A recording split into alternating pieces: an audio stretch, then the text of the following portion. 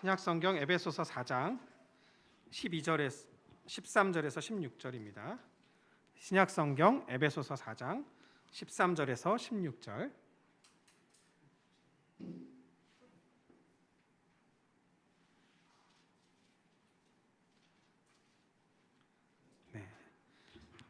에베소서 4장 13절에서 16절. 우리 4절이니까요. 같이 한번 한 목소리로 읽어보도록 하겠습니다. 4장 13절에서 16절 같이 한번 읽어보겠습니다. 다 찾으셨나요? 시작. 우리가 다 하나님의 아들을 믿는 것과 아는 일에 하나가 되어 온전한 사람을 이루어 그리스도의 장성한 분량이 충만한 데까지 이르리니 이는 우리가 이제부터 어린아이가 되지 아니하여 사람의 속임수와 간사한 유혹에 빠져 온갖 교훈의 풍조에 밀려 요동하지 않게 하려 함이라. 오직 사랑 안에서 참된 것을 하여 범사에 그에게까지 자랄지라. 그는 머리니 곧 그리스도라. 그에게서 온몸이 각 마디를 통하여 도움을 받음으로 연결되고 결합되어 각 지체의 분량대로 역사하여 그 몸을 자라게 하며 사랑 안에서 스스로 세우느니라. 아멘. 하나님 우리 아버지와 주 예수 그리스도로부터 은혜와 평강이 함께하기를 빕니다. 지난 주일부터 이제 교회와 소명이란 주제로 말씀을 나누기 시작했는데요. 우리가 레슬리 뉴비긴의 이야기로 시작을 했었습니다. 인도의 선교사로 30여 년을 지내다가 1970년대에 이 레슬리 뉴비긴이 돌아왔는데 그 영국이 완전히 탈기독교 사회, 기독교 이후의 사회처럼 됐다는 사실을 깨달았어요. 그는 여러 가지 가치가 그 경쟁하는 사회 속에서 하나님의 부르심, 소명에 충실한 공동체는 어떤 모습인가? 그것을 규명하는데 좀 힘썼습니다. 우리 사회도 사실은 비슷한 상황에 있다는 얘기를 좀 나눴습니다. 교회가 사람들에게 더는 사실 중요한 가치라고 말하기 어려운 시대가 됐어요. 어쩌면 기독교인에게조차 교회는 일주일에 한두 번 가는 곳? 약간 이 정도로 인식되는 경향이 많아졌습니다. 물론 교회에 매일 와야 한다든가 많이 와야 된다? 지금 이런 얘기를 하려는 것은 아닙니다. 이런 탈기독교 사회 속에서 이 레슬리 뉴비긴이 부르심에 충실한, 그 소명에 충실한 공동체로 6가지를 들었었는데 지난 주일에 우리는 찬양의 공동체 혹은 찬양하는 공동체를 얘기를 했었죠. 그렇죠? 의심하고 회의하는 게 기본 모드인 이 현대인에게 누군가를 찬양한다, 누군가를 경배한다, 누군가를 높인다라는 것은 사실 어리석은 행동 같아요. 하지만 우리는 이 탈기독교 세상 속에서 하나님을 높이고 찬양하는 공동체로 부르심을 받았습니다. 그래서 지난 주일에 이사야 43장의 이야기를 나눴었죠. 그 이사야 43장은 그 바벨론의 포로로 잡혀있던 그 공동체, 포로로 잡혀있던 사람들에게 선포된 하나님의 말씀이었어요. 그러니까 하나님을 찬송하도록 부르신 공동체가 어떤 포로들이었다라는 사실이 사실은 의미심장하는 거죠. 이 땅에서 하나님을 찬송하도록 부르신 공동체는 그 하나님의 구원을 부르짖으며 그 하나님의 약속을 신뢰하는, 어떻게 보면 이 세상의 중심에 있는 사람들이 아니라 이 세상의 변두리에 있는 그런 사람들이 아닐까 생각을 해봅니다. 이 세상이라는 바벨론의 동화대에서 이 안으로 들어오려고 하기보다 루이스는 그것을 이제 내부 패거리라고 얘기했거든요. 그래서 어떤 사람들은 그러니까 세상에는 이 패거리 안으로 들어오려는 사람과 그 안에 들어오지 못해서 주변을 배회하는 사람들이 있다라고 얘기했는데요. 말하자면 그런 것이죠. 이 세상이라는 바벨론의 중심부에 들어오려고 하는 게 아니라 그 변두리에 살아가면서도 그 하나님이 행하시는 구원을 기억하고 그 신실하신 그 하나님의 약속을 바라보면서 앞으로 나아가는 그러한 사람들이죠. 그때 하나님께서 사막에 강을 내서 마시게 하실 것이다. 그리고 광야에 길을 내실 것이다. 그 길을 그 이스라엘 포로들이 걸어가게 하실 것이다. 마치 이 세상의 변두리에 살아가는 것 같은 사람들에게, 그 하나님의 구원을 바라는 사람들에게 하나님께서 그 길을 만들어 주셔서 걸어가게 하시고 그 샘을 터져 나오게 하셔서 그 샘을 마시게 하셔서 그들이 하나님을 찬양하게 하실 것이다 라고 말씀했던 거예요. 그래서 교회는 찬양의 공동체, 찬양하는 공동체다 이렇게 얘기를 했습니다. 오늘 우리는 이 사도 바울이 에베소라는 교회에 보낸 편지의 일부를 읽었습니다. 이 편지를 살펴보면서 부르심에 충실한 공동체의 두 번째 특징을 얘기해 보려고 하는데요. 이 두 번째 특징은 뭐냐면 진리의 공동체 혹은 진리를 추구하는 공동체, 이렇게 얘기해 볼 수 있을 것 같아요. 오늘날은 사실 각종 주장이 목소리를 높이는 시대고 그 각종 그 주장이 난립하는 장으로 인터넷, 그죠?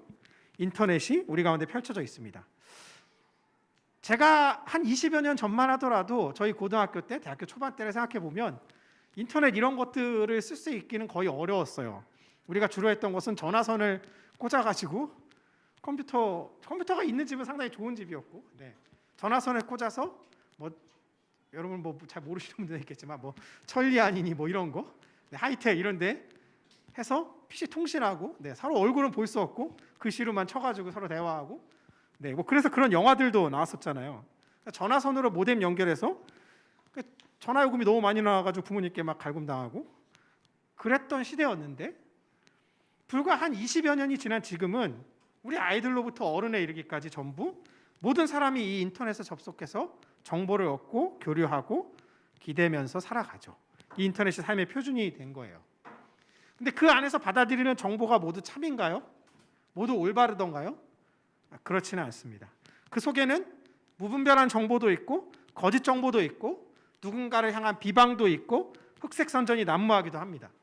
서로 마음이 맞는 사람끼리 패거리를 지어서 상대방을 깎아내리기도 하고 어떻게든 깎아내리고 거짓으로 선동하려는 그러한 정보도 만연하죠. 그리고 그러한 것이 땡톡방에 돌아다니고, 네, 특정한 사이트에 돌아다니고, 네, 그런 일들이 비일비재하죠. 그리고 그게 사실이라고 철석같이 믿으면서 다른 사람이 아무리 사실을 얘기해줘도 그 사실에 귀를 닫는 경우가 많아요.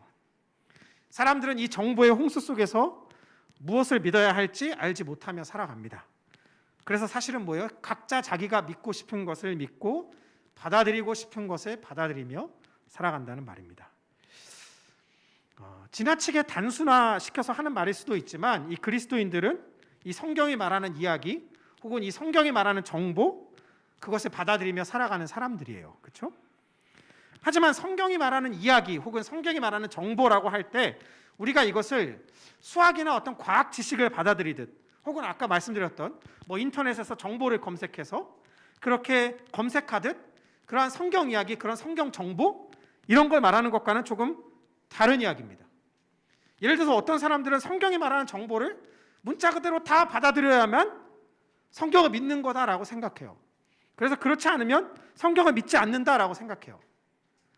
그래서 그런 사람들은 성경에서 서로 다른 진술이 나오는데도 억지로 그것을 맞추려고 들 때도 있어요. 뭐 이런 건데, 예를 들어서 노아의 방주에 정결한 짐승을 집어넣으라고 하나님 명령하셨습니다. 7쌍이, 제가 한번 여쭤볼게요. 7쌍이 들어갔을까요? 2쌍이 들어갔을까요? 7쌍이라고 생각하시는 분, 2쌍이라고 생각하시는 분. 네. 네. 성경에는 두 얘기가 다 나와요.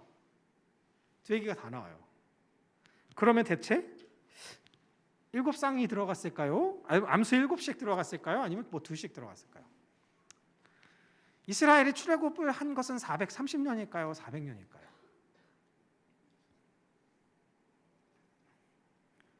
둘 중에 어떤 것이 맞는지는 정확하게 잘 모릅니다. 그 시대에 따른 표기의 차이일 수도 있고 뭔가 다른 내용들이 섞여 있을 수도 있고 하나님께서 명령을 바꾸셨을 수도 있나요? 모르죠. 우리가 하는 모든 것은 사실 추측이에요. 과연 그런데 그런 정보를 문자적으로 받아들이는 게 기독교의 핵심일까요? 7쌍이었다 2쌍으로 하나님의 명령을 바꿨어, 이렇게 이해하는 게 기독교의 핵심일까요? 그리스도인은 이 레슬리 뉴비긴에 따르면 성경을 어떻게 이해하냐면 우주와, 그러니까 천지 만물과 그 우주 안에 있는 인간, 그 인간의 삶 모두에 대해서 참된 이야기라고 주장합니다. 그리고 성경은 이 여러 이야기 중에 하나가 아니라 어스토리가 아니라 유일한 이야기, 더 스토리라고 믿어요. 물론 성경 안에는 이야기만 있는 건 아니에요. 성경 안에는 시도 있고 기도도 있고 역사 기록도 있고 예언도 있고 복음서도 있고 편지도 있고 묵시도 있죠. 하지만 우리가 성경을 이야기라고 얘기할 때는 그 성경이 역사 속에 드러난 이야기를 통해서 하나님께서 이 세상에서 일하시는 방식을 드러낸다라고 믿어요. 그리고 그 구원의 그 핵심에는, 그 이야기의 핵심에는 핵심 사건에는 구원이라는 그러한 사건이 자리하고 있습니다. 제가 한번 짧게 말씀드려 볼게요. 하나님께서 이 세상을 지으셨습니다. 그런데 이 세상이 타락했습니다. 그 타락한 창조 세계를 구원하시기 위해서 독생자 예수를 이 땅에 보내셨습니다. 예수께서는 이 창조 세계를 구원하시고 회복시키기 위해 십자가에서 죽으셨고 사흘 만에 부활하셔서 하나님 우편에 앉으셨습니다.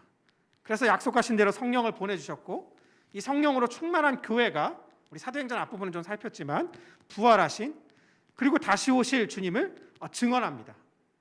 그 일을 교회가 계속 감당하고 있는 것이죠. 그리고 예수께서 다시 오실 때 이 세상은 온전히 회복되어서 하나님 나라로 완성될 것입니다.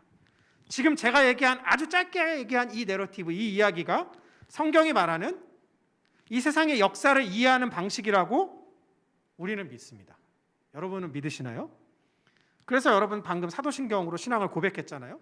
이 세상에는 창조주가 계시고 그 창조주가 지금도 운행하고 계신다라고 믿어요.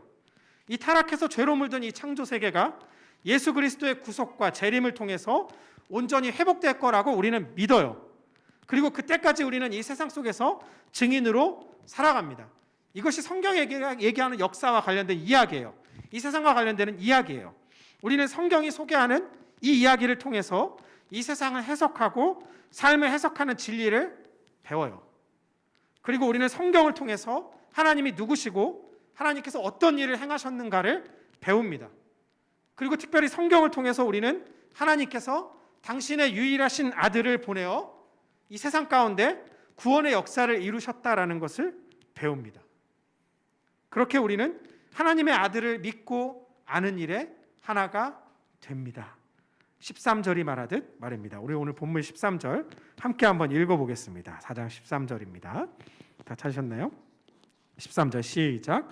우리가 다 하나님의 아들을 믿는 것과 아는 일에 하나가 되어 온전한 사람을 이루어 그리스도의 장성한 분량이 충만한 데까지 이르. 이 13절은 세 개의 전치사구로 되어 있어요. 첫째는 뭐냐면 하나님의 아들을 믿는 것과 아는 일에 하나가 되기 위해. 첫째. 그 다음 둘째. 온전한 혹은 성숙한 사람이 되기 위해 되도록. 셋째. 그리스도의 충만하심. 그리스도께서 온전하심에 이르도록. 물론 우리가 그리스도와 동등하게 된다는 뜻은 아니고 그리스도께서 충만하게 계신 것처럼 우리도 그분의 본받아 닮게 되는데 이른다라는 얘기예요. 그런데 이 1, 2, 3번이 다 등호로 연결되어 있는 겁니다. 그래서 하나님의 아들을 믿고 안다는 것은요, 단순히 성경 속 이야기에 숙달된다든가 그 지식을 암기하고 있다든가 그것을 알고 있다는 것으로 충분하게 되는 것이 아니에요. 왜냐하면 이 세 가지를 다 같다고 했기 때문에 하나님의 아들을 믿는 것과 아는 것에 하나가 되는 것과 그 다음 13절 뭐였어요? 온전한 사람이 되는 것, 성숙한 사람이 되어가는 것. 그 다음 셋째, 그리스도의 장성한 분량, 그리스도께서 충만하신 것처럼 그분을 닮아가는 것. 이 세 가지가 한 번에 같이 등호로 되어 있다라는 거예요. 그렇게 하나님의 아들을 믿고 아는 것은 우리가 인간으로서 사실은 온전하고 성숙하게 자라는 것과 같은 의미예요. 하나님의 아들을 믿는 것, 아는 것, 그분을 배워가는 것은 단순히 그분에 관한 지식을, 야, 그분이 몇 살에 태어났냐, 언제 태어났냐, 그분이 몇 명을 먹였냐, 몇 광주리를 거뒀냐, 이런 지식을 외우고 있는 것이 아니라 그분을 알아감으로써 우리가 자라가는 것. 그리고 어느 정도까지 자라가느냐 하면 그리스도께서 충만하신 것처럼 그 충만하심까지 자라가는 것. 그것이 하나님을 알아가는 것이다라고 이야기하는 거예요. 성경은 다시 말하면 이 성경이 말하는 이 하나님 나라 이야기에 우리가 더 깊이 잠기면 잠길수록, 우리가 더 알아가면 알아갈수록 우리가 인간으로서 더 자라가게 된다라는 말이에요. 그런데 이걸 오해할 수가 있어요. 인간으로서 자라간다고 하니까 예수를 믿으면 인간성이 좋아진다, 뭐 예수를 믿으면 착해진다, 이런 식으로 생각하는 거죠. 근데 그것은 지극히 아주 낮은 이야기예요. 온전한 사람이 된다는 것, 그리스도께서 충만하시듯 그분을 닮아간다는 것은 무슨 의미냐? 하나님께서 우리를 창조하신, 하나님께서 우리를 지으신 목적에 부합하는 삶을 의미하는 것이에요. 왜냐하면 우리는 하나님의 무엇으로 창조됐다 그랬어요? 하나님의 형상으로 창조됐기 때문입니다. 창세기 1장과 2장을 얘기하고 있는 겁니다. 하나님의 형상이라는 말을 쓸 때 우리 신학자들이 여러 가지 의미를 얘기하지만 이 형상이라는 말의 가장 기본적인 원래 의미는 뭐냐면 이미지 혹은 모조품, 무언가 원형이 있고 그 원래 원형을 본뜨기 위해 만든 모조품이라는 뜻이 있어요. 그러니까 뭐냐면 하나님의 형상이라는 얘기는 뭐냐면 하나님이라는 원본이 계시고 모조품인 그 하나님의 모조품인 우리가 있다라는 뜻입니다. 그래서 하나님의 형상이라 쉽게 말해 하나님처럼 보이도록 만든 모조품이란 얘기예요. 그럼 우리가 가짜란 얘기냐? 그런 식을 얘기하려는 건 아니고 그만큼 하나님을 닮아서 창조됐다라는 말입니다. 그래서 하나님의 형상이란 이 땅에서 하나님의 어떤 역할을 하도록 playing God, 말하자면 하나님처럼 플레이하도록 우리를 만들었다라는 얘기예요. 하나님의 역할이 뭡니까? 창세기 1장 28절 한번 읽어볼게요. 여러분 많이 들어봤던 본문일 거예요. 창세기 1장 28절. 창세기 1장 28절입니다.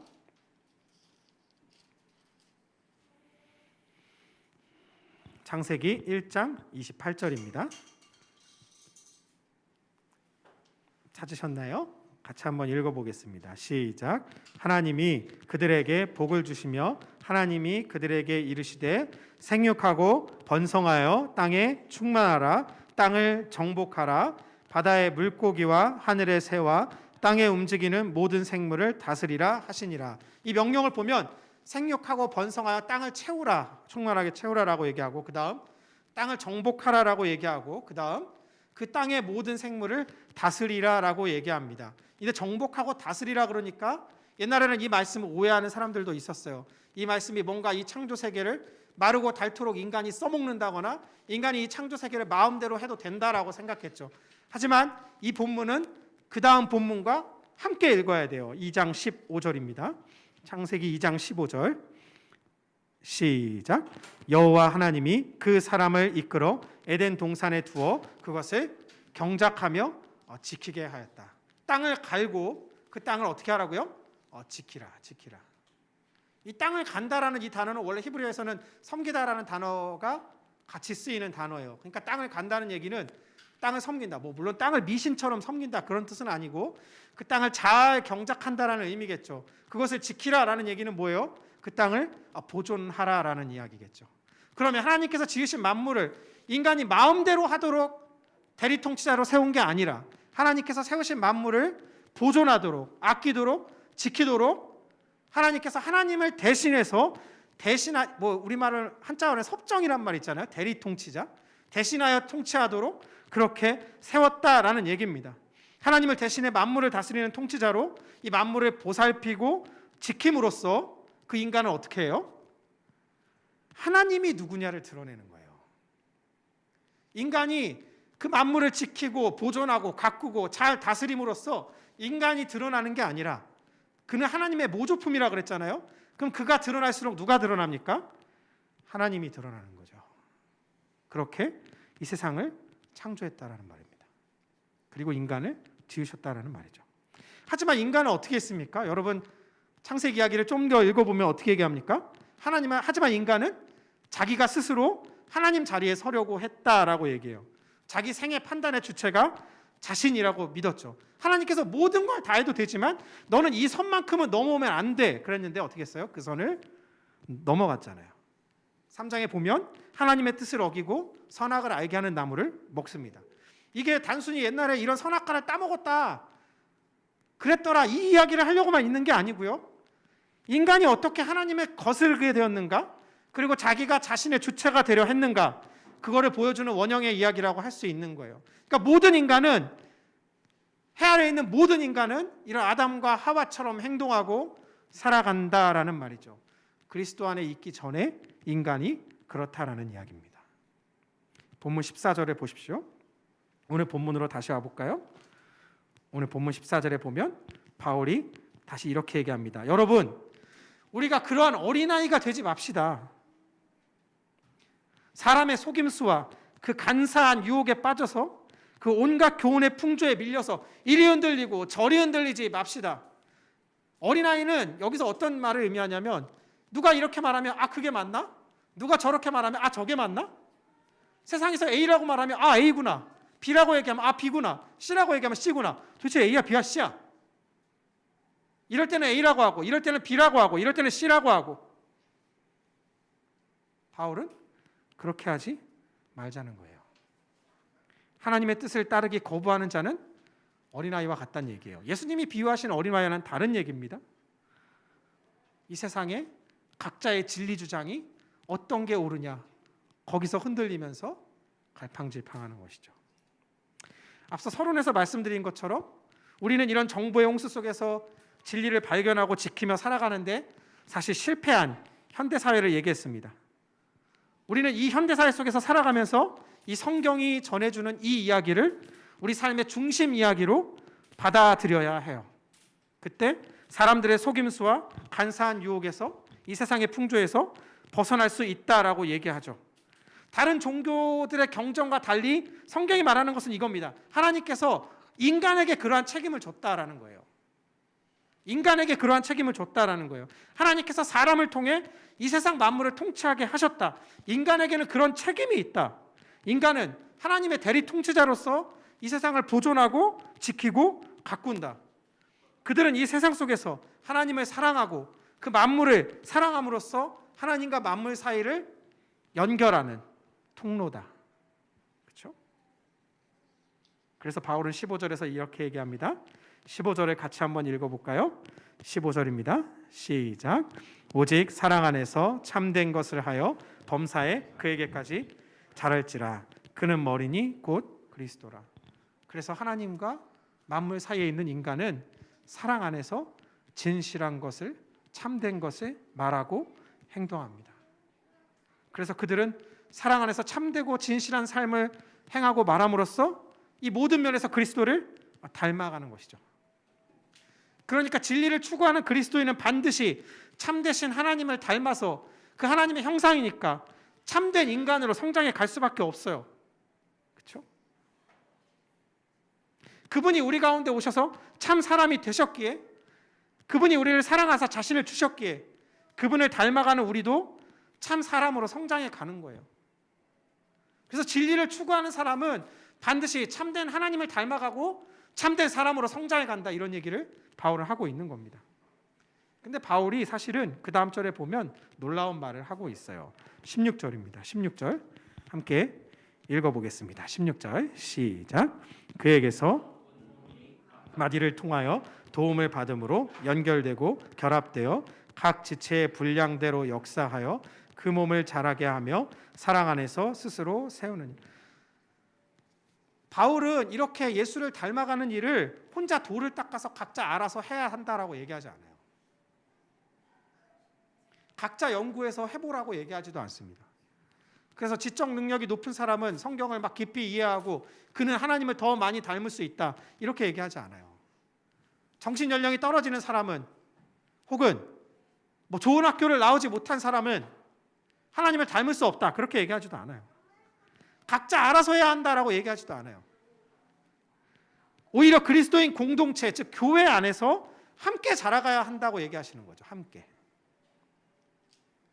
우리가 오늘 읽은 본문 13절부터 16절인데 이 본문의 더 큰 맥락인 1절에서 16절을 보면 사실은 그 이야기예요. 바울이 어떤 얘기를 하는 거냐면, 공동체가 있는데, 에베소 교회가 있는데 그 교회 안에 하나님께서 각 직분을 주셨다라고 얘기해요. 그리고 그 직분을 주셔서 함께 한 몸인 그리스도를 이루게 하셨다라고 얘기해요. 그래서 그 앞에 본문하고 13절에서 16절을 연결해서 읽어보면 이렇게 되는 거예요. 우리는 교회라는 공동체 안에서 함께 이 하나님의 말씀이 주장하는 구원 이야기를 이 세상을 해석하는 그 핵심 이야기, 중심 이야기로 받아들입니다. 그리고 각자 주신 은사를 통해서 서로 섬김으로써 자라갑니다. 그리고 이 성경이 말하는 진리에 귀를 기울임으로써 이 세상이 말하는 진리 주장에 요동치지 않을 수 있습니다. 참 신기하죠. 각자 알아서 잘 자라봐라. 그리고 너가 잘 자라면 교회에 와서 열심히 봉사해라. 성경은 절대 이런 식으로 얘기하지 않아요. 그래서 네가 아직 형편이 안 되면 너는 서로를 섬기는 일을 할 필요 없고 너가 일단 더 잘하고 와. 이런 식으로 얘기하지 않는다는 얘기예요. 형제 자매가 함께 어울려 부대끼는 가운데 서로 각자 세워주신 역할로 섬기면서 하나가 되고, 그리고 그 온몸이 각 마디를 따라 통해서 16절 보시면 그대로예요. 서로 통해서 도움을 받고 서로 연결되고 서로 결합되고 각 지체가 각자 함께 자라간다라는 얘기예요. 근데 이 일을 사랑 안에서 한다는 거죠. 사랑 안에서. 사랑하는 여러분, 단순히 이 성경에서 어떤 참과 거짓을 받아들이거나 그 주장을 외우거나 그 교리를 문자 그대로 받아들이는 것만이 신앙의 전부라고 생각하시면 안 돼요. 그것은 지극히 초보적인 이야기예요. 그것은 지극히 시작이고 어떤 단계의 한 부분은 될 수 있지만 그것이 그리스도교의 전체가 될 수는 없어요. 성경이 말하는 진리는 그보다 훨씬 더 크고 방대하죠. 성경은 우리에게 뭐라고 얘기합니까? 이 하나님이 창조하신 하지만 타락으로 신음하는 이 세상을 바라보라고 말하죠. 그리고 그 속에서 하나님의 형상으로 우리의 본성을 회복하게 하신 우리 주 예수 그리스도를 바라보라고 말합니다. 예수께서 죽기까지 자신을 내어주셔서 우리를 사랑하셨듯이 예수 그리스도의 형상인 우리가, 하나님의 형상인 우리가 이 세상 가운데 그분을 배우고 그분을 사랑하고 또 서로 사랑함으로써 이 세상에서 그리스도를 닮아 자라가라고 말해요. 그래서 진리는 사랑과 함께 자라야 돼요. 사랑 없는 진리는 독선이나 독단이나 다른 사람을 향한 정죄가 될 수 있습니다. 진리 없는 사랑은 맹목적이 돼요. 맹목적인 사랑이 됩니다. 사랑으로 역사하는 진리, 진리를 알아가는 사람, 이것이 바로 교회가 이 세상 가운데 올바로 존재할 수 있는 두 번째 원리라고 이야기하는 것 같아요. 그리고 그것이 우리의 원리였으면 좋겠다는 생각이 듭니다. 그리스도인이라고 말하는 우리가 사실 진리에 무감각하다는 생각이 참 많이 들어요. 말씀을 맺을 겁니다. 하나님의 말씀이 하나님과 우리와 이 세상에 대해서 말하죠. 하나님의 말씀이. 그런데 그것을 잘 듣지 않으려고 하는 것 같아요. 하나님의 말씀이 하나님과 우리와 세상에 대해서 얘기하는데 그것을 잘 듣지 않는다는 말입니다. 이렇게 생각할지도 모르겠어요. 하나님의 말씀이 하나님에 대해서는 말한다라고 생각할지도 모르겠어요. 하지만 우리에 대해서는 어느 정도 말하지? 라고 생각할 것 같고 세상에 대해서는 별로 상관없다고 생각하는 것 같아요. 하나님의 말씀이 그래, 성경이 하나님에 대해서는 얘기해 주지. 성경이 우리에 대해서 옛날 책이니까 어느 정도는 얘기해 줄 거야. 근데 이 세상에 대해서 지금이 어느 시대인데? 지금은 이 세상이 너무 많이 발전했잖아. 성경은 뭐 그런 원리를 줄 수 있겠지만 이 세상에서는 우리가 또 받아들여야 할 진리가 있겠지. 이런 식으로 생각한다는 거죠. 교회는 영적이고 세상은 육적이지. 이런 이분법이 우리 삶을 멍들게 해요. 교회에서는 하나님, 세상에서는 하지만 성경은 말하죠. 하나님의 말씀은 하나님에 대해서만 참이 아니라 우리에 대해 그리고 우리가 살아가는 이 창조 세계에 대해서도 참이라고 말해요. 그리고 이 참된 이야기가 하는 말을 들으라고 얘기합니다. 단순히 이것은 성경을 읽으라는 말이 아니라 그것을 넘어서서 그 성경에 담긴 이야기와 그 이야기가 우리의 삶, 특별히 물론 개인의 삶도 그렇겠지만 공동체로서 교회의 삶에 무엇을 말하는지 깊이 묵상하라고 이야기합니다. 그리고 그것을 성령의 인도하심 가운데 함께 살아가라고 이야기합니다. 그렇게 하기 위해서 성경을 읽으라고 이야기하지, 진리를 잠기라고 이야기하지, 성경 자체를 이용하기 위해 성경을 읽으라라고 이야기하지 않아요. 우리 공동체가 성경을 읽어가면서 하나님의 진리를 알아가면서 하나님의 아들을 믿는 것과 아는 일에 하나가 되어가면서 그 진리 속에 우리 자신을 푹 담글 뿐만 아니라 이 세상의 헛된 풍조나 교훈에 요동치지 않을 수 있기를 바랍니다. 그리고 우리의 가치가 그 성경이라는 유일한 이야기에 이끌려갈 수 있기를 간절히 바랍니다. 이 시간 함께 기도하겠습니다. 오늘 주신 말씀을 가지고 함께 기도할 텐데요. 하나님, 우리가 진리의 굳건히 서게 하여 주십시오. 하나님의 말씀이 하나님에 대해, 우리에 대해, 이 세상에 대해 말하는 바를 우리 삶의 중심 이야기로 새기게 하여 주옵소서. 그리하여 그리스도를 닮아, 하나님을 닮아 날마다 자라가게 하시고 우리가 서로를 사랑함으로, 서로를 섬김으로 함께 자라가게 하여 주옵소서. 우리 이 시간 함께 합심하여 기도하도록 하겠습니다.